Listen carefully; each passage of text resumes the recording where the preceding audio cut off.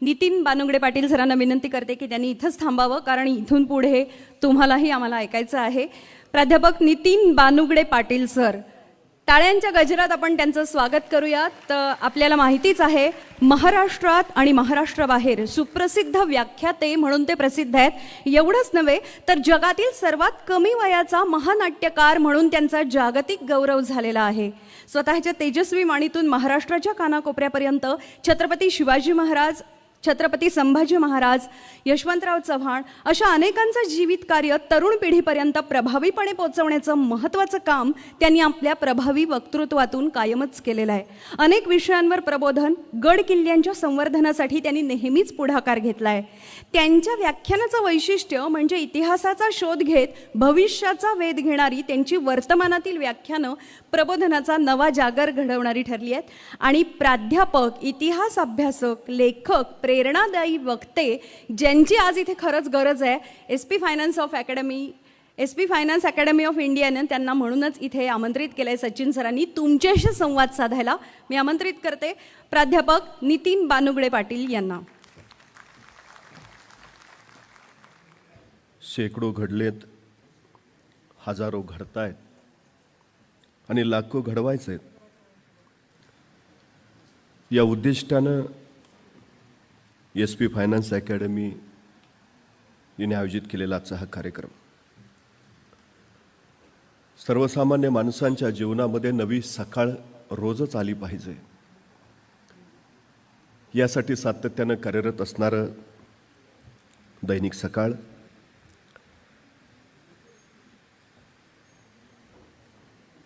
आणि सकाळी सकाळी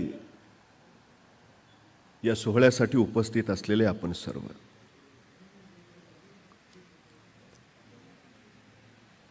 मी येता येता पुण्यात महात्मा फुले मंडईच्या तिथं होतो. ड्रायव्हरला सांगितलं गाडी आत पार्किंगला लाव. तो गाडी आत लावायला गेला म्हणून मी बाहेर उभा राहिलो. तिथे एक गजरेवाला गजरे विकत होता. साहजिकच माझं त्याकडे लक्ष द्यायचं काही कारण नव्हतं, पण त्याची बोलण्याची विशिष्ट जी पद्धत होती, त्याचं गजरे विकण्याचं जे कौशल्य होतं, त्याच्यामुळं साहजिकच मी त्याच्याकडे आकर्षिला गेलो. तो गजरे विकताना असं सांगत होता, ओ ताई गजरा घ्या, 1 महिना सुकणार नाही. ओ काकू गजरा घ्या, 1 महिना सुकणार नाही. ओ मॅडम गजरा घ्या, 1 महिना सुकणार नाही. येणाऱ्या जाणाऱ्या महिलांना ते बोलणं ऐकून आश्चर्य वाटायचं. असला कसला गजरा, 1 महिना सुकणार नाही. त्या पाठीमागा वळायच्या आणि पटकन गजरा विकत घेऊन टाकायच्या. 15 मिनिटात त्याची पाठी रिकामी झाली. मला मोठं कौतुक वाटलं आणि आश्चर्यही वाटलं. त्याची शैलीच वैशिष्ट्यपूर्ण होती. ओ ताई गजरा घ्या, 1 महिना सुकणार नाही. तेवढ्यात एक मॅडम तिथून समोरून जात होत्या. त्या गजरेवाल्यानं त्या मॅडमकडे बघून सांगितलं, मॅडम गजरा घ्या, 1 महिना सुकणार नाही. त्या मॅडम पाठीमागं वळाल्या आणि त्याला म्हणाल्या, गेल्या महिन्याचा अजून तसाच आहे.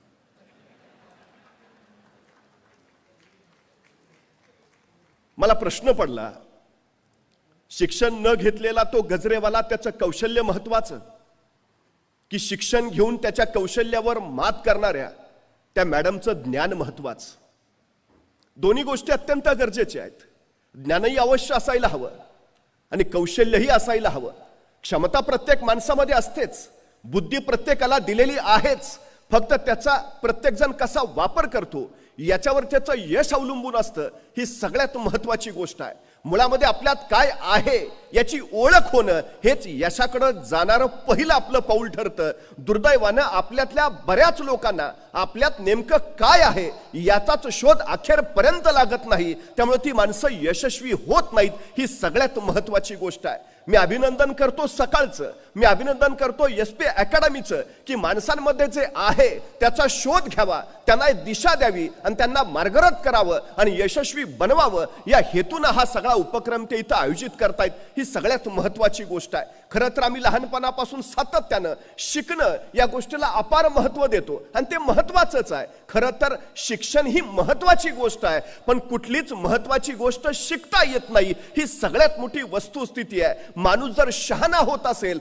तर तो पुस्तकाच्या पानावरच्या ज्ञानापेक्षा अनुभवानं सगळ्यात जास्त शहाणा होतो. ही सगळ्यात मोठी वस्तुस्थिती आहे. त्यामुळे जीवनाच्या प्रांगणामध्ये ज्यावेळी तुम्ही पाऊल टाकता, चालत चालत राहता, टक्केटोणपे अनुभवता, संकटांचा मुकाबला करता, आव्हानांना सामोरे जाता, त्यावेळी तुम्ही जे अनुभव समृद्ध होता, ती अनुभव समृद्धता खऱ्या अर्थात तुम्हाला शहाणी करत असते. ही सगळ्यात मोठी वस्तुस्थिती आहे. त्यामुळे खरं तर या शहाण्या होण्याच्या प्रक्रियेतला हा एक टप्पा आहे असं मानायला आपण काही हरकत नाही. मुळामध्ये सगळ्यांचं अंतिम ध्येय काय?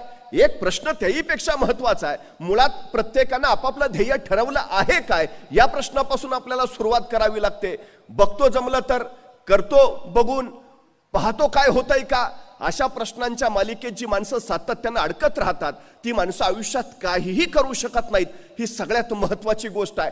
कुठं जायचं आहे ते पक्क ठरवता आलं पाहिजे. एकदा ते ठरलं की मग मार्ग निवडता येतो. मार्ग निवडता आला की त्या मार्गावरच्या अडचणी शोधता येतात. अडचणी शोधता आल्या की त्याच्यावर कशी मात करायची हे ठरवता येतं आणि त्याच्यासाठी जे जे गरजेचं आहे ते मग मिळवता येतं. ही सगळ्यात महत्वाची गोष्ट आहे. अनेकांना असं वाटतं की माझा मार्ग खडतर नको, तो सुलभ असायला हवा. अनेकांना असं वाटतं की माझ्या वाटेत संकट यायलाच नकोत. अनेकांना असं वाटतं की मी राजासारखं जगायला हवं. पण सगळ्यात महत्वाची गोष्ट अशी आहे की राजासारखं जगायचं असेल तर पहिल्यांदा राजासारखं वागायला शिकलं पाहिजे. हा सगळ्यात महत्वाचा पैलू आम्ही विसरतो. राजा म्हणून कसं वागायचं याचे आडाखे ज्यावेळी तुम्ही बांधायला जातात त्यावेळी मग या सगळ्या गोष्टी तुमच्या समोर येतात. ही सगळ्यात महत्वाची गोष्ट आहे. अनेकांना अनेक अनुभव येतात.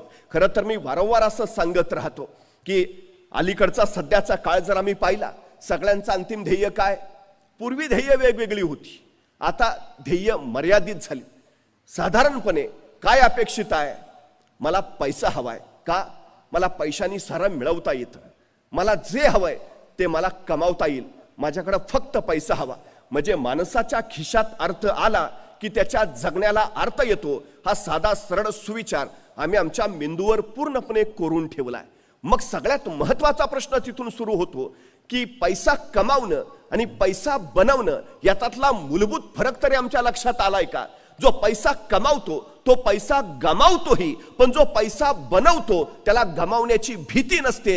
ही सगळ्यात महत्वाची गोष्ट आहे. त्यामुळे आम्ही नेमकं कुठल्या मार्गाने जाणार आहोत याचाही विचार आम्ही प्रामुख्यानं करायला हवा. आता याच्यामध्ये आणखी 2 टप्पे आहेत. आम्ही शिक्षण शिक्षण शिक्षण सतत म्हणतो आणि समाजामध्ये जो उच्च शिक्षित आहे त्याला प्रतिष्ठा आहेच. त्या शिक्षणाच्या जोरावर आम्ही उत्तम नोकरी मिळवतो, नोकरीच्या जोरावर आम्ही उत्तम पगार मिळवतो आणि पगाराच्या जोरावर आम्ही जीवनातली सगळी सुख हस्तगत करतो. त्यामुळे समाजामध्ये नोकरी शिक्षण या गोष्टीला प्रतिष्ठा आहेच, याच्याबद्दल अजिबात शंका नाही. पण प्रश्न असा आहे की पूर्वीचा काळ वेगळा होता, कारण उपलब्ध नोकऱ्यांची संख्या आणि ग्रॅज्युएट झालेल्यांची संख्या याच्यात तफावत होती. सुशिक्षित लोक कमी होती, नोकऱ्या जास्त उपलब्ध होत्या. शिक्षणाचं प्रमाण वाढलं तशी पदवीधरांची संख्या वाढली आणि नोकरीची उपलब्धता कमी झाली. नुसत्या पदवीधराला नोकरी मिळेना आणि मग आणखी पोस्ट ग्रॅज्युएट व्हायकडे कल वाढला. त्याच्यानंतर तिथं सुद्धा तीच अडचण सुरू झाली की नोकऱ्यांची उपलब्धता आणि शिक्षितांची संख्या याच्यातली तफावत अति जास्त निर्माण झाली. माणसं मग नोकऱ्यांसाठी भटकत भटकत राहिली आणि मग भाकरीचा चंद्र शोधण्यातच अर्धी जिंदगी बर्बाद झाली. अशी ही उदाहरणं आम्ही जागोजागी पाहायला लागलो. प्रश्न असा आहे की खरं शिक्षण महत्वाचं आहे का? मुळात एक गोष्ट आम्ही लक्षात घेतली पाहिजे, गरजेचंच आहे, पण त्याच्या पलीकडे दुसरे पर्याय आपल्याकडे नाहीत का? त्या पर्यायांचा शोध आम्ही घेतलाय का? नोकरी मिळाली नाही, आता आयुष्याचं काही खरं नाही, आम्ही सरळ सरळ निराश होऊन जातो. पण एक गोष्ट कायम लक्षात ठेवा, ज्यावेळी आपल्यासाठी एक दरवाजा बंद होतो त्यावेळी नियती आपल्यासाठी इतर 10 दरवाजे उघडून ठेवत असते. पण दुर्दैवानं त्या बंद झालेल्या दरवाजावरच आम्ही धडका मारत राहतो, डोकं फोडून घेतो, पण इतर 10 दरवाजे उघडे आहेत त्याचा शोध घेणंच मुळात नाकारतो. ही आमची सगळ्यात मोठी शोकांतिका आहे. आम्ही शोध घेतले पाहिजेत, हा सगळ्यात महत्वाचा विषय आहे. एक प्राचीन मंदिर होतं, देशोदेशीचे भक्तगण तिथं यायचे आणि त्या मंदिराचे ट्रस्टी बदलले. ट्रस्टी बदलल्यावर त्यांनी नवीन नियम काढला की मंदिरात काम करणाऱ्या प्रत्येकाला इंग्रजी हे आलंच पाहिजे, इंग्रजी कंपल्सरी. आता त्या मंदिरात अनेक लोक काम करत होते, इंग्रजी येत होतं असं नाही. ज्यांना इंग्रजी येत नव्हतं त्यांनी इंग्रजी शिकण्यासाठी प्रवृत्त केलं. काही लोकांना शिकून इंग्रजी आलं, पण त्याच मंदिरात गेली 30 वर्ष एक घंटा वाजवणारा माणूस होता, ज्याचं काम फक्त घंटा वाजवायची एवढंच होतं. त्यालाही सांगितलं तुला इंग्रजी आलं पाहिजे. 55 वर्ष वयाच्या त्या गृहस्थानं विचारलं, माझं काम घंटा वाजवण्याचं आहे, मला इंग्रजी येऊन काय उपयोग, मला घंटा कुठे इंग्रजीतनं वाजवायची आहे, नाही आलं तरी चालेल की. ट्रस्टीने सांगितलं नाही, नियम म्हणजे नियम, तुला जर नोकरी टिकवायची असेल तर तुला इंग्रजी आलंच पाहिजे. 55 वर्षाच्या त्या गृहस्थानं त्या वयात शिकण्याचा प्रयत्न केला, पण दुर्दैवानं त्याला ते जमलं नाही. अखेर नाईलाजानं त्याला ती घंटा वाजवण्याची नोकरी सोडावी लागली. आता नोकरी सुटली, करावं काय, तो रडत बसला, हताश झाला. आत्महत्येचा मार्ग त्यांनी पत्करला नाही. त्यांनी विचार केला, जगायला तर हवं, न रडता लढायला तर हवं, काय करता येईल, मला संधी आजूबाजूला आहेत का. आणि त्याच्या लक्षात आलं, मंदिर प्राचीन आहे, गावोगावीचे देशोदेशीचे भक्त येतात, गर्दी प्रचंड आहे, पण या मंदिराच्या आवारात जर कुणाला चहा प्यावासा वाटला तर तिथं एकही चहाचं दुकान नाही. जगण्यासाठी, पोटाची खळगी भरण्यासाठी त्यांनी मंदिराच्या बाहेरच्या आवारात एक छोटी चहाची टपरी टाकली. आणि बघता बघता तिथं दुसरी चहाची टपरी नव्हती, उपलब्धताच नव्हती. आपोआप त्याचं चहाचं दुकान उत्तम चालायला लागलं. कौशल्य होतच, चवही दिली. बघता बघता त्याचा धंदा आणखी जोरात वाढला. काही दिवसातच त्या छोट्या टपरीचं रूपांतर त्याने एका मध्यम हॉटेलमध्ये केलं. तिथंही बरकत आली. बघता बघता त्यांनी मोठं हॉटेल बांधलं. आणखी पैसा येत राहिला. बघता बघता त्यांनी 3 स्टार हॉटेल तयार केलं. तेही अफाट चाललं. 5 स्टार हॉटेल त्यांनी बांधलं. त्या 5 स्टार हॉटेलमध्ये देशो विदेशाची लोक यायला लागली, राहायला लागली. तिथलं व्यवस्थापन, तिथलं नियोजन बघून भारावून जायला लागली. असंच एक अमेरिकेचं शिष्टमंडळ त्या 5 स्टार हॉटेलमध्ये मुक्कामाला होतं. तिथलं व्यवस्थापन, नियोजन बघितलं आणि त्या शिष्टमंडळाने इच्छा व्यक्त केली, या हॉटेलच्या मालकाला आम्हाला भेटायचं आहे. आणि मग सगळ्यांनी याला धरून पुढे आणलं. ते अमेरिकन लोक इंग्रजीतनं बोलतायत, हा पट्ट्या फक्त मान हलवतोय, संवादच काय होईना. आणि मग शेवटी जो तिथं एक जण होता त्याला कळून चुकलं, भाषेची अडचण आहे, इंग्रजी येत नसल्यामुळे हा संवाद होत नाही. त्यांनी हळूच त्याला विचारलं, काय हो, एवढ्या 5 स्टार हॉटेलचे आपण मालक आणि तुम्हाला इंग्रजी येत नाही, तुम्ही इंग्रजी शिकला नाही. तसा तो माणूस म्हटला, इंग्रजी शिकलो असतो तर अजून मंदिरात घंटाच वाजवत बसलो असतो.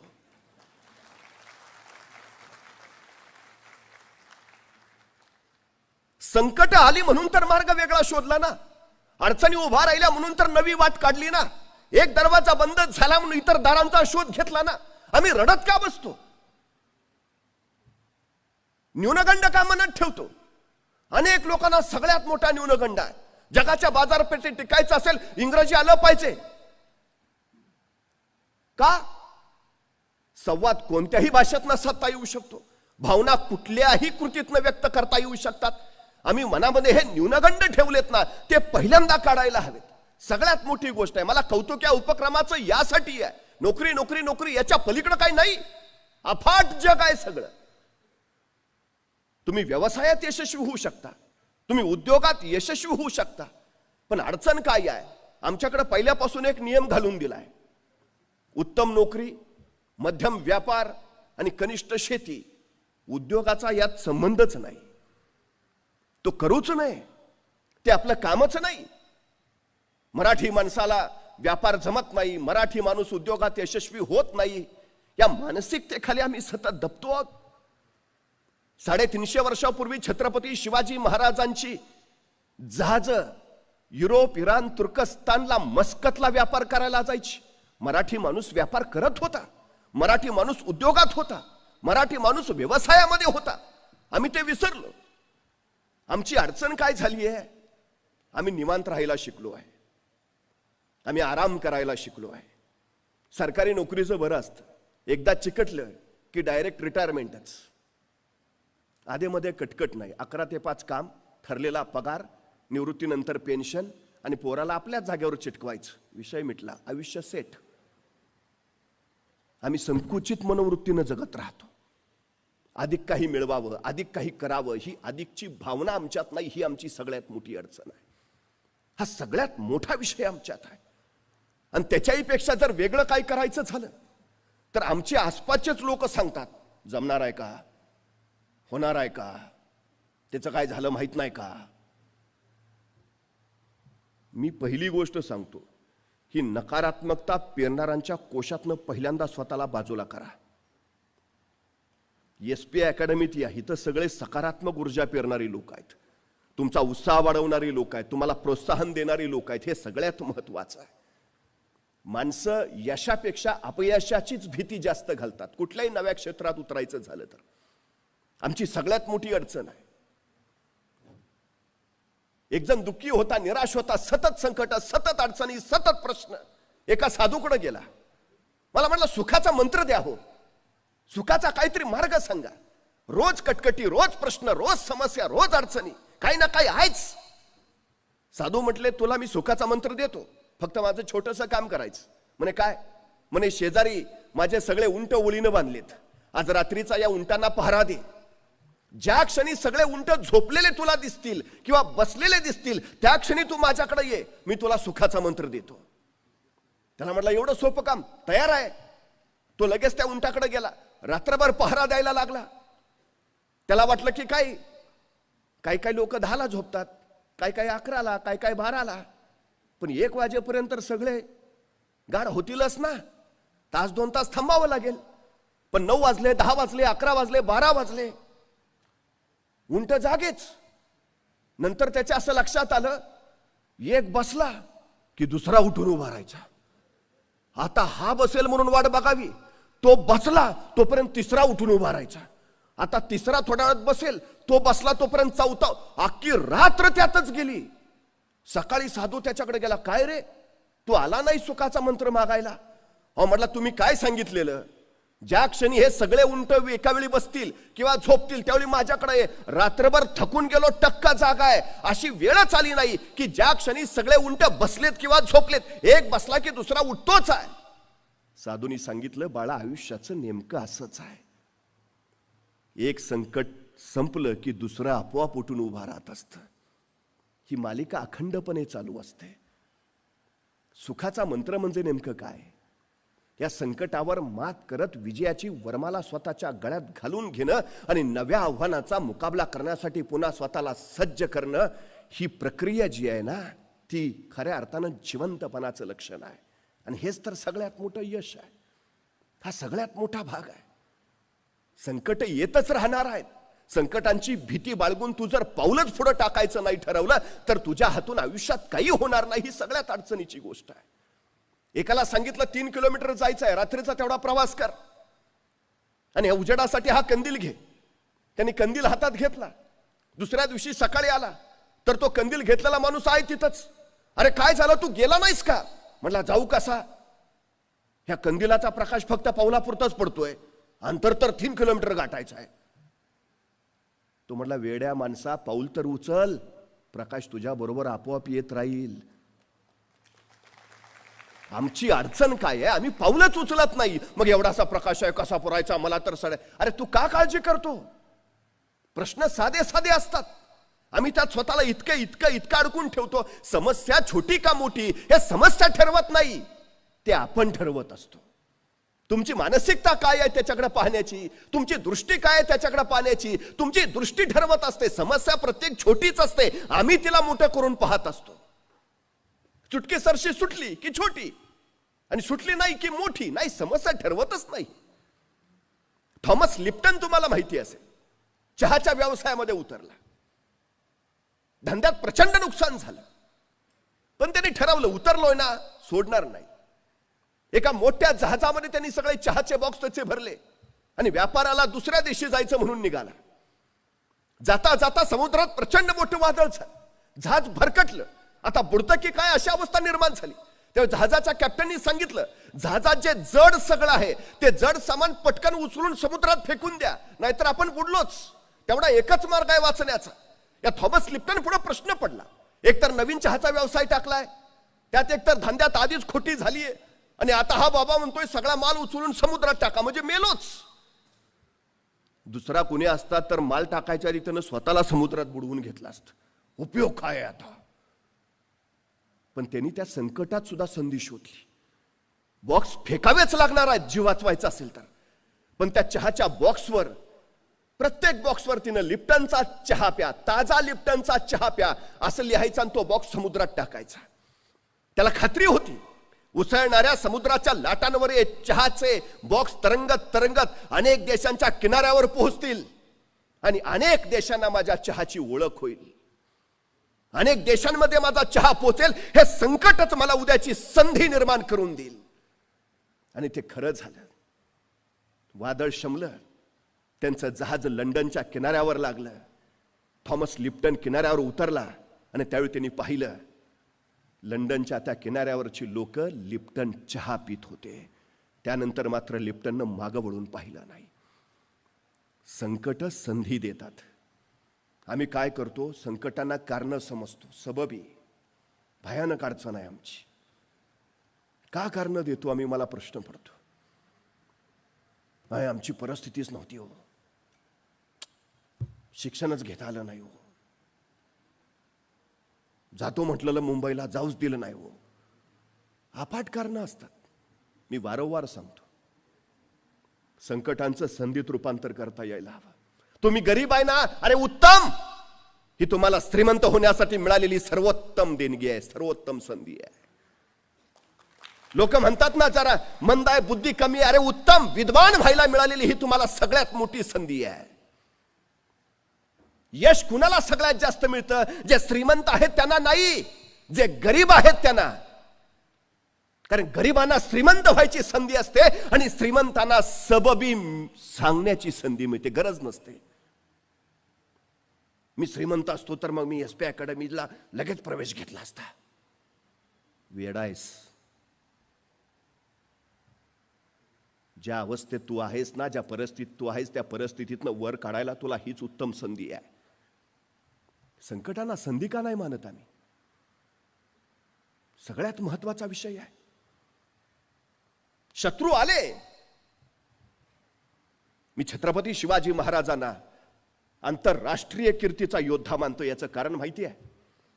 आपल्या 50 वर्षाच्या कालखंडात शिवाजी महाराजांवर अनेक शत्रू चालून आले, पण त्यातले फक्त 2च भारतीय होते. मी आंतरराष्ट्रीय का म्हणतो त्यांना? फक्त 2 भारतीय होते. एक मिर्झा जयसिंग आणि दुसरा अफजल खान. हे फक्त 2 भारतीय. उर्वरित सगळे भारताबाहेरचे होते, परकीय होते, परदेशी होते. आणि महाराजांनी त्या सगळ्या परकीयांचा विरोध केला, सगळ्यांचा पराभव केला. म्हणून जगात त्यांच्या तोडीचा दुसरा योद्धा नाही. जगातल्या सर्वोत्तम योद्ध्यांचा शिवाजी महाराजांनी पराभव केला आहे. पण ज्यावेळी महाराजांच्या लक्षात आलं हे इंग्रज असतील, पोर्तुगीज असतील, डच असतील, हे समुद्रावर हल्ला करतायत. जमिनीवर जन्माला आलेला हा राजा पाण्यावर युद्ध खेळायची महत्वाकांक्षा राखून राहिला. समुद्र आमचा, पण त्या समुद्रात जहाज उतरवायचं झालं तर पोर्तुगीजांची परवानगी लागते. कसं सहन करतील महाराज? हा देश आमचा, मग इथं उद्योग ही आमचेच हवेत, व्यापार ही आमचाच हवा. आम्ही का नाही विचार करत? हा माझ्या महाराष्ट्रात इथं येणारा माल कुठून येतो? तो कोण निर्माण करतो? माझ्या पोरांच्यात क्षमता नाही, माझ्या पोरांच्यात कौशल्य नाही, की माझ्या पोरांच्यात बुद्धी सामर्थ्य नाही? परक्याने व्यापारी म्हणून यावं आणि राज्यकर्ते बनावा अशी अवस्था वारंवार का येते? कारण आम्ही फक्त चाकरमानी म्हणून घ्यायला धन्यता मानतो. नोकरी हा आमचा धर्म बनतो. स्वतंत्र काही करावं, नवं काही निर्माण करावं ही जाणीव आमच्यात निर्माण होत नाही. याचा फायदा इतर घेतात, ही सगळ्यात मोठी गोष्ट आहे. रिकाम्या जागा आहेत म्हणून ते येतात. ह्या रिकाम्या जागा जर आम्ही भरून टाकल्या तर अडचण काय आहे?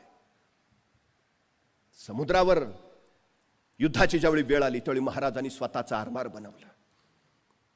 कधी भारतीय नौदलात गेला तर नौदलाच्या प्रवेशद्वारावरच लिहिलंय भारतीय आरमाराचे जनक छत्रपती शिवाजी महाराज. जहाज ती कुठून आणणार? इंग्रजांकडनं विकत घ्यावी लागली. पण इंग्रजांनी उद्या ती देणं बंद केलं तर? जी माणसं स्वतःच्या पायावर उभा असतात त्यांना कोसळण्याचा धोका नसतो. जी माणसं दुसऱ्याच्या खांद्यावर उभा असतात त्यांना सगळ्यात जास्त ढासळण्याचा धोका असतो. उभा राहायचा आहे ना तर स्वतःच्या पायावर उभा राहा. नोकरी करतो, उद्या काढून टाकलं तर? परवा कोरोना सारखी आणखी परिस्थिती आली तर? नोकरी करणं म्हणजे दुसऱ्याच्या पायावर उभा राहणं, स्वतःच्या नव्हे. स्वतःच्या पायावर उभा राहायचं असेल तर स्वतःचा उद्योग करावाच लागेल, स्वतः व्यवसायात स्वतः उतरावं लागेल. हे सगळ्यात महत्वाचं आहे. महाराजांनी तेच ओळखलं. कल्याणला जहाज बांधायचा स्वतःचा कारखाना काढला. मराठ्यांची जहाज दर्यात फिरू लागली. पण अडचणी यायला लागल्या. अवजड तोफा घेऊन ज्यावेळी जहाज समुद्रात जायची, त्या जहाजाच्या वर त्या तोफा ठेवलेल्या असायच्या आणि त्या तोफांच्या ओझ्याने जहाज डचमळायचं. तोफेचा गोळा पुढे सुटला की दाब मागा पडायचा, जहाज पाण्यात बुडायचं. सबब नेम चुकायचा. महाराजांनी विचार केला, काहीतरी केलं पाहिजे. समुद्रातलं, जहाजातलं, आरमारातलं काही ज्ञान नाही, तरीही महाराज विचार करतायत, काही केलं पाहिजे. आणि महाराजांनी एके दिवशी विचार केला. विचार करून महाराज कल्याणच्या कारखान्यात गेले.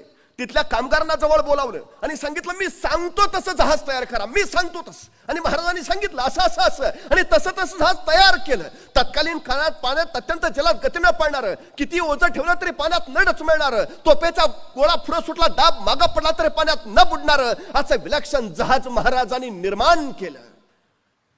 महाराजांनी या जहाजाचं नाव ठेवलं संगमिरी. ज्या इंग्रजांकडनं जहाजं विकत घ्यावी लागायची, त्या इंग्रजांनी महाराजांना पत्र पाठवलं, तुम्ही तयार केलेलं जहाज आम्हाला विकत देता का? आम्ही इतरांकडनं का विकत घेतो? आम्ही का विकणारे होत नाही? आम्ही इतरांकडे नोकऱ्या मागणारे का होतो? आम्ही का नोकऱ्या देणारे होत नाही? आमची स्वप्न किती आहेत? काही माणसं पैशाची गुंतवणूक करतात. पैशाची गुंतवणूक कधीच करायची नसते. गुंतवणूक बुद्धीची करायची असते, गुंतवणूक कौशल्याची करायची असते, गुंतवणूक कष्टाची करायची असते. या तिन्ही गोष्टींच्या गुंतवणुकीवर मग पैसा बनवता येतो. आमची सगळ्यात मोठी अडचण आहे ती ही आहे. मला वाटतं पैसा गुंतवला पाहिजे. 4 रुपये पेरले तर 40 उगवतील, नाही. तुमच्याकडे पैसे नसले तरी हरकत नाही. महाराजांकडे काय होतं? कारण देत नाही बसले. कोणी तोफ्या दिल्या तर उडवून म्हणतो, कोणी सैन्य दिलं तर लढीन म्हणतो. मुळात तुम्हाला इच्छा हवीच. इच्छा असेल तर जिद्द येते, जिद्द असेल तर आत्मविश्वास येतो, आणि आत्मविश्वास असेल तर क्षमता, कौशल्य आपोआप निर्माण होतं. हे सगळ्यात महत्वाचं आहे. परवा एकाला मी म्हटलं, काय रे, 100 मीटर अंतर किती वेळात पळशील? तू बोलेनाच. 100 मीटर अंतर किती वेळात पळायचंय का? अरे हो, किती वेळात पार करशील? 100 मीटर म्हणजे किती? मग त्याला अंतर सांगितलं, बाबा इथून तिथपर्यंत जायचं म्हणजे 100 मीटर. किती वेळात पळशील? 5 मिनिटं लागतील. अरे ऑलिम्पिकचं रेकॉर्ड 9 सेकंदाचा आहे. 5 मिनिटं काय सांगतो? 1 मिनिट सांग, 2 मिनिट का 5 मिनिटं? नाही, आपल्याला तेवढाच लागतो. अरे जमेल ना तुला? मला माहिती आहे ना माझं, मला माहिती आहे ना मी किती वेळात. 5 मिनिटं लागतील. अरे प्रयत्न, अहो मला माहिती आहे, पण तेवढ्यात कुणीतरी ओरडला, रे पर कुत्र मागं लागलंय. इतक्या भयान वेगानं पळत सुटला, 7 सेकंदात 100 मीटर.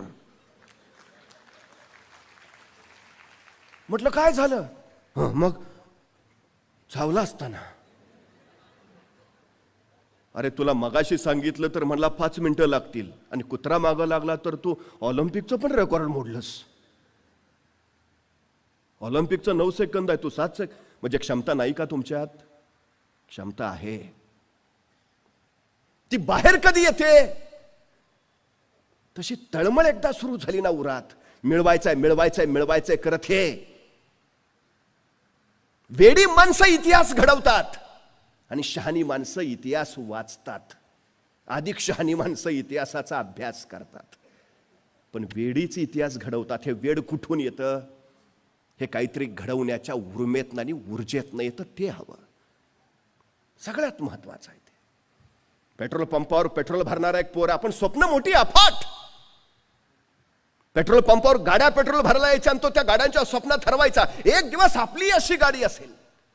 एके दिवशी पांढरी शुभ्र रोल्स रॉयस गाडी त्याच्या पंपावर आली, आणि त्या गाडीत तेल भरताना तो त्या गाडीच्या स्वप्नात ठरवला. पेट्रोलची टाकी कधी फुल झाली, पेट्रोल कधी खाली सांडलं त्याला कळलंच नाही. पेट्रोल पंपाच्या मालकाने बघितला, संतापला, वैतागला, सन 2 वाजवल्या, चालू पाड. त्या मुलाला भयान राग आला. मारलं म्हणून नाही, स्वप्न मोडलं म्हणून तो मालकाला म्हणाला, आत्ता जातो पण परत येईन ना, तो अशा रोल्स रॉइस गाडीचा मालक म्हणून परत येईन. ते पोरगा गेला. 30 वर्षांनी तोच मुलगा तशीच पांढरी शुभ्र रोल्स रॉइस घेऊन त्या पेट्रोल पंपावर आला. मालकाला भेटला, ओळखलं का? 30 वर्षापूर्वी सांगून गेलो होतो, एक दिवस परत येईन ना, तो स्वतःची पांढरी शुभ्र रोल्स रॉइस गाडी घेऊन येईल. आलोय, माझं नाव धीरूभाई अंबानी. किती शिक्षण होतं त्यांचं? किती पैसे होते त्यांच्याकडे सुरुवातीला? क्षमता आहे तुमच्यात, जिद्द हवी, आत्मविश्वास हवा स्वतःवर. हो, करूच शकतो, मग आपोआप होतं सगळं. पण आम्ही माणसं काय करतो? निवांत, आराम, सहज आलं पाहिजे, सारं सहज मिळालं पाहिजे, फार कष्टही नको आहेत आम्हाला, वेळेत घरी पण पोहोचलं पाहिजे. आमची सगळ्यात मोठी अडचण आहे. नोकरीकडे कल त्यासाठी आहे हो, बाकी काही नाही. एक मोठी मल्टीनॅशनल कंपनी होती आणि त्या कंपनीच्या बाहेर एक छोटंसं हॉटेल होतं जिथं उत्तम समोसे मिळायचे. उत्तम समोसे. त्या मल्टीनॅशनल कंपनीतले बरेचसे अधिकारी त्या हॉटेलमध्ये येऊन समोसे खायचे. बऱ्याच वर्षाच्या या दिनक्रमामुळे त्या हॉटेलवाल्याची आणि त्या मल्टीनॅशनल कंपनीच्या जनरल मॅनेजरची मैत्री झाली. एके दिवशी दुपारी हे जनरल मॅनेजर आपल्या मित्रांसोबत तिथं समोसे खायला आले. या हॉटेलवाल्यानं त्यांना समोसे दिले आणि सहज जनरल मॅनेजरने विचारलं, काय रे, तुझा मुलगा काय करतो? हॉटेलवाला म्हणाला, काय नाही, आता माझ्या मागे हे हॉटेल सांभाळेल. वेडा आहेस का काय? स्वतःचं आयुष्य वाया घालवलंस या टपरीत, आता पोराचं कशाला आयुष्य वाया घालवतोस? त्यापेक्षा त्याला उत्तम शिकव, उत्तम डिग्री घेऊ दे, माझ्या कंपनीत पाठव, माझ्या कंपनीत नोकरी मिळेल. अरे बघ काय, आज मी क्लार्क म्हणून, तुझं ज्यावेळी हॉटेल चालू झालं इथं त्यावेळी मी या कंपनीत क्लार्क म्हणून लागलो. 20 वर्षात काय बदल झाला? 20 वर्षात मी क्लार्कचा जनरल मॅनेजर झालो. माझा 5,000 वरनं पगार आज 75,000 आहे. आणि तू छोट्या टपरीचं रूपांतर फक्त एका मध्यम हॉटेलमध्ये केलंस. प्रगती बघ, नोकरीमध्ये मान आहे, सन्मान आहे, स्टेटस आहे, प्रतिष्ठा आहे. तुझ्या मुलाला इकडं नको गुंतवूस. हॉटेलवाल्यानं म्हटलं, तुमचा सल्ला अत्यंत योग्य आहे, पण माझं ठरलंय. अरे वेडा आहे का तू? ऐक माझं, माझ्याकडे पाठव त्याला, माझ्या कंपनीत काम देतो, प्रगती करत करत तो पुढे जाईल. तर म्हटलं नको, आहे ते बरं आहे. मला म्हटलं, साहेब सांगा, 20 वर्षापूर्वी तुम्ही ज्यावेळी या कंपनीत लागला त्याचवेळी मी इथं समोस्याची टपरी टाकली. त्यावेळी माझा रोजचा धंदा 200 रुपये होता. आज माझा या छोट्याशा हॉटेलमधला रोजचा धंदा 20,000 रुपये आहे. त्यातला 10,000 रुपये माझा मी नफा पकडला तर 3 लाख रुपये मी महिन्याला कमावतो. आणि 20 वर्षात तुम्ही किती पगारावर गेलाय? 75,000 रुपयेवर. 2.25 लाख रुपये मी तुमच्यापेक्षा जास्त कमावतो. मला एका प्रश्नाचं उत्तर द्या मॅनेजर साहेब, आता तुम्ही निवृत्त व्हाल जनरल मॅनेजर पदावरनं, मग तुमच्या पदावर तुमच्या मुलाला लगेच चिटकवता येईल का? असं कसं होईल? त्याला डिग्री घेतली पाहिजे, स्वतःचं श्रेष्ठत्व सिद्ध केलं पाहिजे, त्याच्या मुलाखती होतील, सगळं झाल्यावर मग त्याला ती पोस्ट मिळेल. म्हणजे म्हटला, तुमच्या पोराला परत 25 वर्ष शिकलं पाहिजे, परत नोकरीसाठी वाट बघितली पाहिजे, म्हणजे तुमच्या खुर्चीवर तो असा येऊन अजिबात बसणार नाही. म्हणजे शक्यच नाही. माझ्या मुलाचं बरं आहे ना, माझा मुलगा लगेच माझ्या गादीवर येऊन बसेल हॉटेलवर, त्याला गरज नाही काय करायची. सगळ्यात महत्वाचं, तुमचा मुलगा नोकरी लागला तर त्याला परत क्लार्क पासून जनरल मॅनेजर होईपर्यंत धडपडावं लागेल. माझ्या मुलाला मात्र मी स्थिर करून दिलेला व्यवसाय आहे तो त्याच्या हातात येईल, आणि जिथपर्यंत मी कमवून ठेवलाय तिथपासून तो पुढे प्रगती करेल. पुढे आम्ही अधिकाधिक वाढत जाऊ, तुम्ही मात्र निवृत्त होऊन तिथंच असाल. कशासाठी नोकरी? ती तुम्हाला मर्यादित बनवते आणि व्यवसाय तुम्हाला अमर्यादित बनवतो. स्वप्न कशी आहेत तुमची? मर्यादित की अमर्यादित? मुळात स्वप्न बघायला शिकलं पाहिजे. स्वप्नही 2 पद्धतीनं पाहता येतात, एक डोळे झाकून आणि दुसरी डोळे उघडे टाकून. मिटलेल्या डोळ्यांनी बघितलेली स्वप्न सकाळ झाली की मिटून जातात आणि उघड्या डोळ्यांनी पाहिलेली स्वप्न सत्यात आल्याशिवाय राहत नाहीत. ही सगळ्यात मोठी गोष्ट आहे. स्वप्न बघायलाच हवीत आणि ती जेवढी मोठी पाहाल तेवढी उत्तम. हे सगळ्यात चांगलं आहे. कष्ट तिथून करायला हवेत. फक्त थोडीशी एक सगळ्यात महत्वाची गोष्ट आहे. आपल्याला असं वाटतं असंच की काय सोपं आहे, अडचण नाही. व्यवसायात म्हणजे काय? पहिला प्रश्न आमच्याकडे असा असतो की व्यवसाय सुरू करायचा तर भांडवल पाहिजे, कर्जाची सुविधा उपलब्ध पाहिजे, कागदपत्रांची किचकट प्रक्रिया आहे आणि त्याच्यानंतर पुढचे प्रश्न, मग मार्केटिंग, मग बाकीच्या गोष्टी. आम्ही यात सगळ्यात यशस्वी होतो का?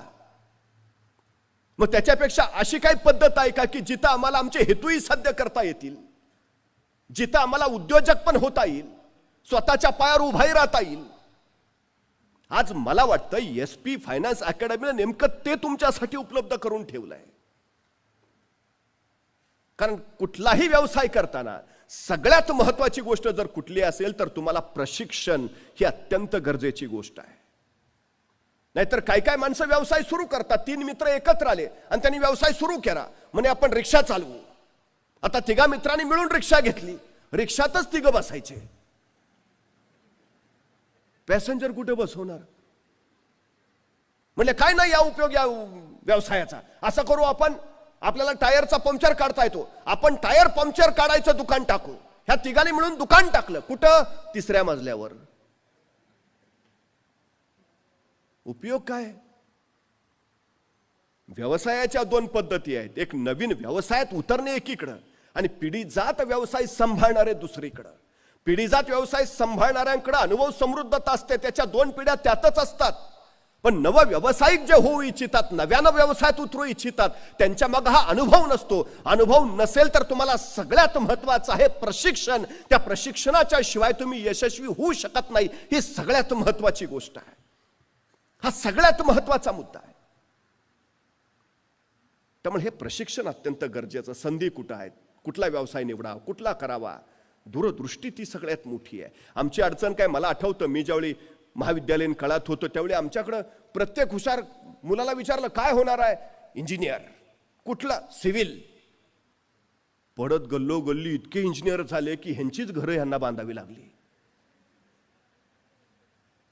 काळ असतो, लाट येते आणि त्या लाटेबरोबर आम्ही वाहत जातो. पण असे कुठले व्यवसाय आहेत ज्यांना मरणच नाही, जे अत्यंत गरजेचे आहेत?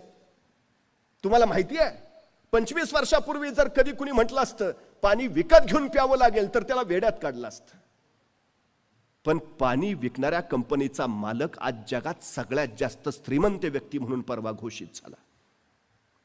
संधी शोधली.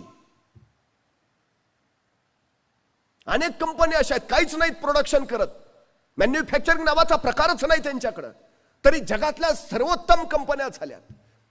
नवं शोधायची उर्मी हवी, नवं काहीतरी करायची उर्मी हवी. एक गोष्ट लक्षात ठेवा, पैसे असणारी माणसं पैशावर डाव लावत नाहीत, ती कल्पनेवर डाव लावतात आणि पैशाची गुंतवणूक पैसा बनवण्यासाठी करतात. नव्या कल्पना असायला हव्यात. सतत नवीन नवीन नवीन काय चालेल याचा विचार सतत असायला हवा. हे महत्वाचं आहे. एक दुष्काळी वाळवंटी प्रांत आहे, पाऊस पडतच नाही, नव्हे तिथं काही उगवतच नाही. मग त्या लोकांनी करावं काय? आत्महत्या. शेतात काही पिकत नाही, पाऊस पडत नाही, काहीच नाही. पण त्यावेळी एका तरुणाच्या लक्षात आलं इतर कुठली पिकं इथं येत नाहीत, पण आपल्या देशामध्ये बाबळी मात्र आम्हाप येतात. बाबळी आहेत ना, बाबळीपासून काय मिळवता येईल? काटे, पिवळी फुलं. त्याच्या लक्षात आलं बाबळीला डिंक येतो, डिंकाची गरज आहे. आणि त्या तरुणानं स्वतःचा व्यवसाय सुरू केला. तुम्हाला आश्चर्य वाटेल, सुदान नावाचा आता छोटासा देश संपूर्ण जगाला डिंक पुरवतो आणि स्वतःची अर्थव्यवस्था निव्वळ त्या डिंकावर मजबूत करून घेतो. तुमच्याकडे काय आहे याचा आधी विचार करा. तुमच्याकडे जे नाही त्याच्या विचारात उगाच वेळ खर्चच करू नका. ही सगळ्यात महत्वाची गोष्ट आहे. आम्ही कमतरतांवर जास्त विचार करतो, पण जी माणसं कमतरताना बलस्थानं बनवतात ती माणसं यशस्वी होतात, ही सगळ्यात महत्वाची गोष्ट आहे. तुम्हाला उत्तम बोलता येतं ना, तुम्ही उत्तम मार्केटिंग करू शकता. एखादी गोष्ट लोकांच्या गळी उतरवता येते ना, तुम्ही उत्तम व्यवसाय करू शकता. एखादं कौशल्य तुमच्यात आहे ना, तुम्ही नवं काहीतरी निर्माण करू शकता. स्वतःत काय आहे याचा शोध घेणं ही सगळ्यात महत्वाची गोष्ट आहे. हा सगळ्यात महत्वाचा मुद्दा. काहीतरी करणं हे फार महत्वाचं आहे. इच्छा असेल, प्रशिक्षण देणारे तयार आहेत, तुम्ही फक्त त्यात उतरायला हवा. मी वारंवार सातत्यानं सांगतो, एका ठिकाणी लिलाव चालला होता. वेगवेगळ्या वस्तू त्या लिलावात विकल्या जात होत्या. बोली लावणाऱ्यानं त्या लिलावाच्या वस्तूतनं एक कळकट मळकट झालेलं व्हायोलिन उचललं आणि त्यांनी बोली लावली. या व्हायोलिनची किंमत आहे 1000 रुपये. बोला, कोण बोली लावणार? त्या कळकट मळकट व्हायोलिनकडे बघितल्यावर कुणी बोलीच लावेना. शेवटी किंमत उतरत उतरत त्याची 100 रुपयावर आली. 100 रुपयाला तरी कुणी ते व्हायोलिन घेईल, पण कुणी ते 100 रुपयालाही घेतलं नाही. बोली लावणाऱ्यानं ते व्हायोलिन बाजूला ठेवून दिलं. पण तेवढ्यात एक वृद्ध गृहस्थ उठला. तो त्या बोली लावणाऱ्याच्या जवळ आला. त्याला म्हणाला, हे व्हायोलिन मी थोडा वेळ हातात घेऊ का? त्या बोली लावणाऱ्यानं म्हटलं, ठीक आहे, घ्या. त्या वृद्धानं ते व्हायोलिन हातात घेतलं. स्वतःच्या खिशातला रुमाल काढला.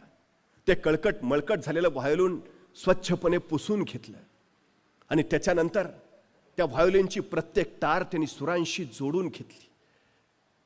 आणि नंतर ते व्हायोलिन त्यांनी स्वतःच्या हनुवटीखाली घेतलं आणि त्या व्हायोलिनच्या तारांवर अलगद तो त्या सुरावटींशी खेळू लागला. आणि साऱ्या आसमंताला भारावून टाकणार एक सूर्या लखेर त्या वातावरणात उमटली. ती व्हायोलिन फिरत राहिलं आणि सुरांची बरसात होत राहिली. सगळी माणसं मंत्रमुग्ध पूर्ण भारावून गेली. क्षणभर ते सगळं वातावरणच वेगळ्या पवित्र अशा वातावरणात बदलून गेलं. काही वेळानंतर त्या वृद्धानं ते हातातलं व्हायोलिन खाली ठेवलं आणि तोच तो बोली लावणारा पुढे आला. आता हे व्हायोलिन कितीला घ्याल? आणि एक धनाढ्य उठला, 1,00,000 रुपये. तोपर्यंत दुसरा उठला, 2,00,000 रुपये. तोपर्यंत तिसरा उठला, 10,00,000 रुपये. 100 रुपयाला कुणी घ्यायला तयार नसलं ते व्हायोलिन क्षणात 10,00,000 रुपयाला विकलं गेलं. आपल्या आयुष्याचंही नेमकं असं असतं. तुम्ही त्या व्हायोलिन सारखे जर एखाद्या कोपऱ्यात रिकाम टेकडेपणानं पडून राहिला तर तुमची किंमत 0 असते. पण स्वतःच्या कर्तृत्वाच्या तारा झंकारीत तुम्ही स्वतःच्या कष्टानं जर यशाच्या तारा निर्माण करत राहिला तर त्याला मात्र अमाप किंमत येते. त्यामुळे काय करू म्हणून निवांत राहू नका. काय करता येईल म्हणून फक्त विचार करत बसू नका. रिकाम टेकडेपणानं आयुष्य तर अजिबात वाया घालवू नका. काहीतरी करत राहा, सतत करत राहा. तुम्हाला त्या संधी देण्यासाठी, शक्यता देण्यासाठी इथं सगळी माणसं तयार आहेत. आज सकाळ आणि SP अकॅडमीनं हा सगळा प्रपंच मांडलाय तो निव्वळ त्यासाठी. तुमच्यात क्षमता आहे, तुमच्यात सामर्थ्य आहे, तुमच्यात कौशल्य, या त्याला अधिक तजेलदार करत, अधिक धारदार करत तुमच्या त्या क्षमतांचा वापर करून आपल्याला पुढे जाता येईल. ही सगळ्यात महत्वाची गोष्ट आहे आणि निश्चितपणे आम्हाला त्या पद्धतीत जाता येतं. या सगळ्या गोष्टी आम्हाला करता येतात. फक्त एक गोष्ट लक्षात ठेवा, ज्याला पैसा आणि वेळ योग्य पद्धतीनं खर्च करता येते त्यालाच त्याचा परतावा योग्य मिळवता येतो. विनाकारण खर्च केलेला पैसा आणि विनाकारण खर्च केलेला वेळ हे दोघंही तुम्हाला गोत्यात आणतात. ही सगळ्यात महत्वाची गोष्ट आहे. परत हाताशी काही लागत नाही. अशा प्रशिक्षणासाठी तुम्ही खर्च केलेला पैसा, अशा प्रशिक्षणासाठी तुम्ही दिलेले 6 महिने हे उद्याचं तुमचं आयुष्य घडवणारे आहेत. ही गोष्ट पहिल्यांदा आपण लक्षात घेतली पाहिजे. आणि त्या पद्धतीनं आपण काही लोक निर्णयच घेत नाहीत. असे असंख्य अतृप्त आत्मे आजूबाजूला दिसतील. त्याच वेळी विचारलं असतं तर बरं झालं असतं. आता काय उपयोग आहे? त्याच वेळी निर्णय घेतला असतं तर बरं झालं असतं. 25 वर्षांनी सांगून काय उपयोग आहे? वेळ एकदाच येते, क्षण एकदाच येतो. तो अचूक पकडता आला की यश मिळवता येतं. मग तो क्रिकेटपटू असू द्या नाहीतर अभिनेता असू द्या, टायमिंगला फार महत्व आहे. टायमिंग चुकलं की क्रिकेटपटूचा शॉट चुकतो आणि टायमिंग चुकलं की अभिनेतेचा विनोदी हुकतो. आयुष्याचं नेमकं तसं आहे, टायमिंग पकडता आलं पाहिजे.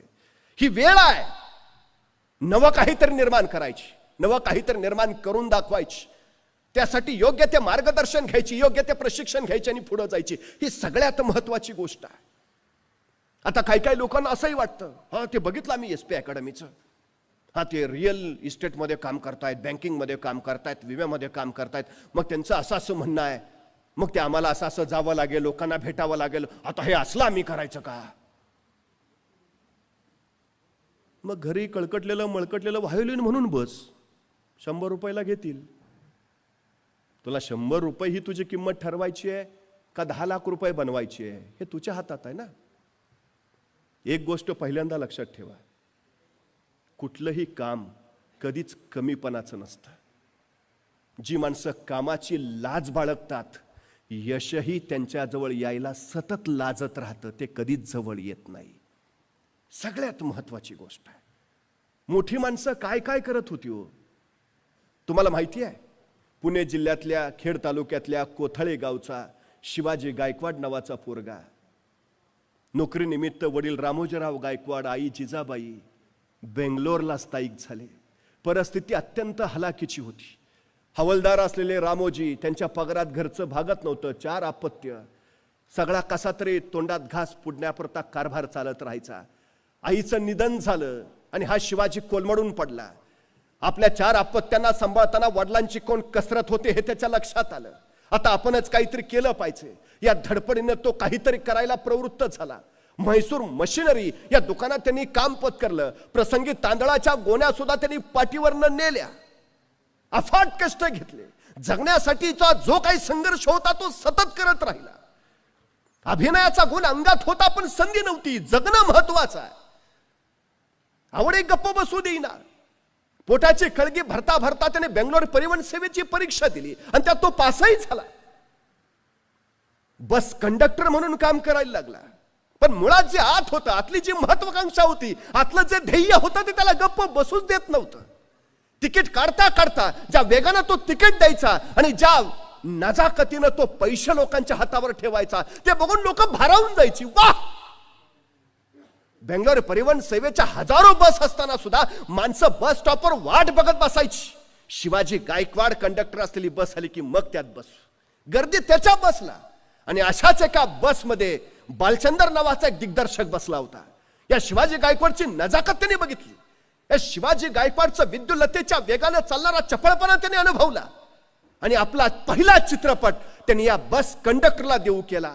शिवाजी गायकवाड नावाच्या युवकानं हा बालचंदरचा पहिला चित्रपट केला आणि हा पहिलाच चित्रपट राष्ट्रीय पुरस्कार प्राप्त ठरला. नंतर मात्र या शिवाजी गायकवाडनं मागं वळून बघितलं नाही.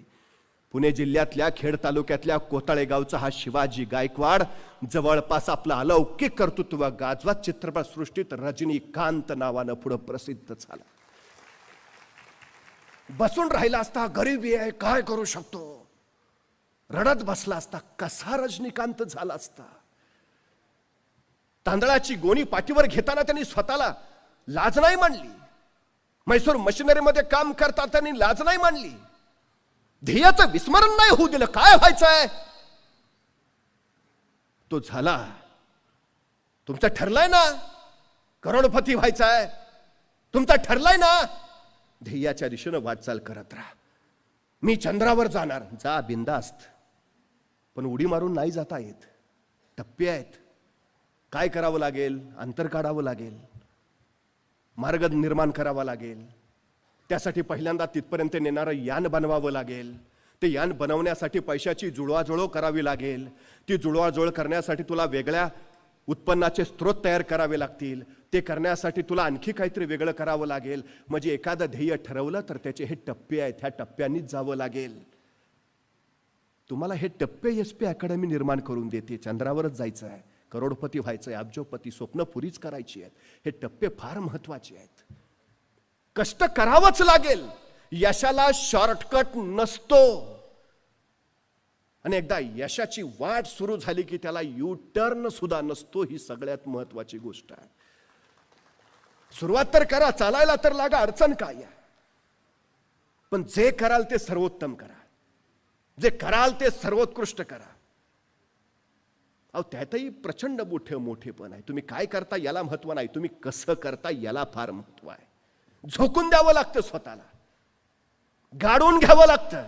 35 वर्ष अव्याहतपणे शिवाजी महाराज रयतेच्या राज्यासाठी झटत राहिले, तेव्हा लोककल्याणकारी स्वराज्य उभा राहिलं. बुडती हे जन बघून जगद्गुरु तुकोबरायांनी दीर्घ दीर्घ चिंतन केलं, त्यावेळी गाथेचं निर्माण झालं.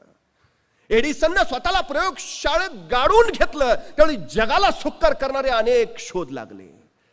डार्विननं स्वतःला चिंतनात गुंतवून घेतलं, त्यावेळी उत्क्रांतीवादाचा सिद्धांत मिळाला. सहज कुणालाच कधी काय मिळालं नाही आणि मिळतही नाही. कष्टाची तयारी ठेवावीच लागते, मेहनत करावीच लागते. संधी आणि शक्यता निर्माण होत असतातच संधीचं मेहनतीत रूपांतर करता आलं पाहिजे. आणि मेहनतीवर कष्टाचं फळ मिळतच, पण कष्टाचं फळ मिळाल्यावर एका फळावर संतुष्ट राहायचं का त्या फळाची बीजा आणखी कुठं कुठं पेरायची आणि त्यातून अपार मिळवत राहायचं, हा विचार तुम्हाला समृद्धीकडे नेतो. हा विचार फार महत्वाचा आहे. यशस्वी व्हालच, पण सर्वोत्तमतेचा ध्यास धरा. काम कुठलं आहे त्याचा विचार अजिबात करू नका. ही सगळ्यात महत्वाची गोष्ट आहे. सगळ्यात. तुम्ही विमा क्षेत्रात काम करा, संधी आहे. तुम्ही इस्टेट क्षेत्रात काम करा, अफाट संधीचे प्रांत आहेत तुमच्यासाठी, अफाट.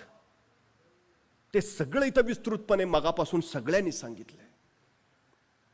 फक्त एकच, काही मिळवायचं आहे तर काही द्यावं लागेल, काही कमवायचं आहे तर काही पेरावं लागेल, काही गाठायचं आहे तर स्वतःचं तेवढं योगदान द्यावं लागेल. त्याच्या बळावरच तुम्ही त्या शिखरावर पोहोचू शकता. खरं तर अब्राहम लिंकन यांचे वडील चांभार होते.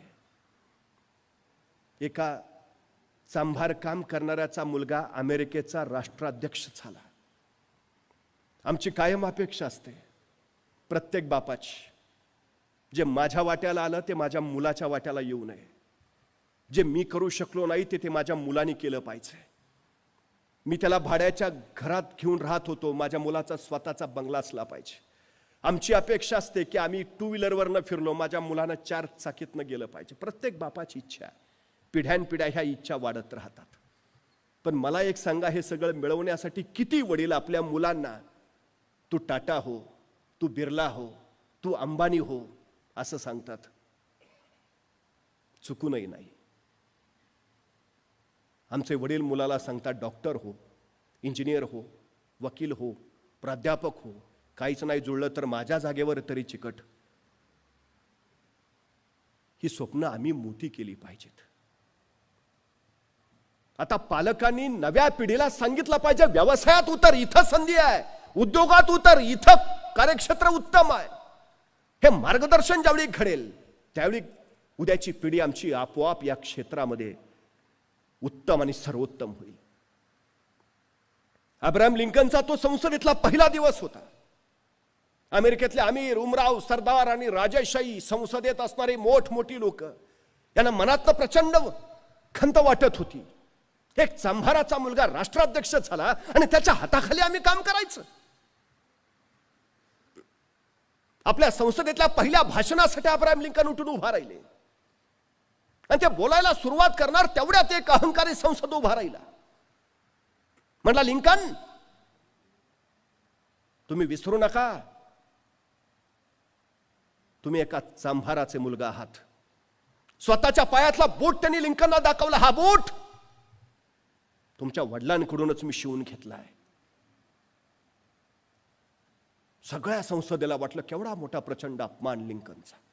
पहिलंच भाषण, राष्ट्राध्यक्ष, आणि एवढा घोर अपमान. हे सगळं ऐकलं. अब्राहम लिंकन शांत पुढं बोलायला लागले. त्या समोरच्या अहंकारी सद्ग्रस्ताला म्हणाले, बरं झालं या प्रसंगी तुम्ही मला माझ्या वडिलांची आठवण करून दिली. मला आनंद वाटला की तुम्ही सगळे माझ्या वडिलांकडूनच बूट बनवून घेत होता. हो, माझे वडील अमेरिकेतले सर्वोत्कृष्ट चांभार होते. त्यांच्यासारखा बूट कुणी बनवूच शकत नाही. आज तुम्ही आठवण करून दिली, बरं झालं. मी माझ्या वडिलांसारखा सर्वोत्कृष्ट व्हायचा प्रयत्न करेन. निश्चितपणे त्यांच्यासारखा सर्वोत्तम होणं मला जमणार नाही, सर्वोत्कृष्ट होणं मला जमणार नाही, याची मला जाणीव आहे. पण ते त्यांच्या कार्यात जसे सर्वोत्तम होते तसे राष्ट्राध्यक्ष म्हणून मी माझ्या कार्यात सुद्धा सर्वोत्तम होण्याचा प्रयत्न करेन. आणि वडिलांबरोबर राहताना बूट शिवायचं थोडंसं शिक्षण मला माझ्या वडिलांनी दिलंय. माझे वडील आता राहिले नाहीत, पण त्यांनी शिवलेले बूट मात्र तुमच्या सगळ्यांच्या पायात आहेत. जर यदा कदाचित ते बूट टोचत असतील, लागत असतील, घट्ट होत असतील अथवा सैल होत असतील तर मला जरूर सांगा, मी ते दुरुस्त करून देईन. अमेरिकेच्या राष्ट्राध्यक्ष पदावरचा माणूस पहिल्या भाषणात हे सांगतो, कामाची लाज नाही, अजिबात नाही.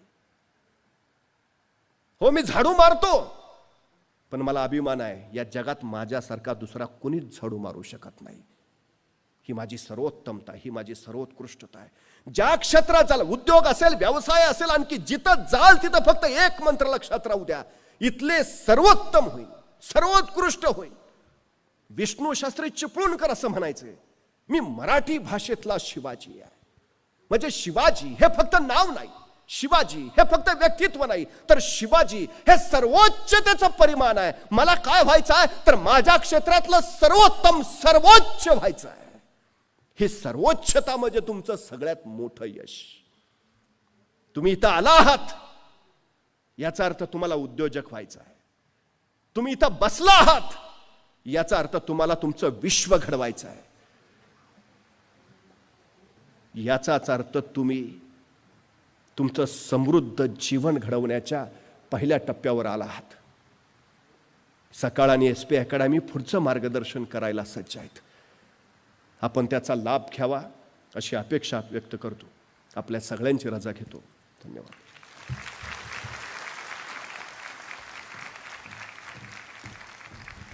धन्यवाद सर. आपल्या ओघवत्या वाणीनं पुन्हा एकदा आपण ही आमची सकाळ अगदी खडखडून जागी केलेली आहे. आणि सकाळनं आयोजित केलेला हा उपक्रम, सकाळ विद्या आणि SP फायनान्स अकॅडमी आयोजित हा उपक्रम हा प्रत्येक रविवारी असणारच आहे. आता मी पुन्हा